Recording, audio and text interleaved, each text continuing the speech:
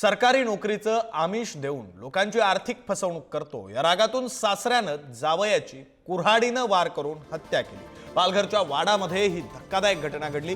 जावई गाढ झोपेत असताना सासऱ्यानं धारदार कुऱ्हाडीनं जावयाच्या मानेवर आणि डोक्यावर वार करून हत्या केली। याबाबत पालघरच्या वाडा पोलिसांनी गुन्हा दाखल केला असून आरोपी सासऱ्याला अटक करण्यात आली।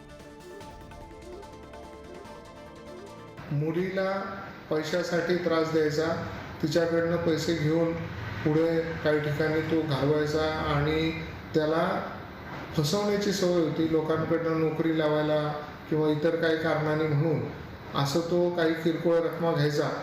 त्यामुळे त्या रात्री तो झोपला असताना, घर बंद असताना याने कुऱ्हाड घेऊन त्याच्या डोक्यावर आघात करून त्याला जिवंत ठार मारले।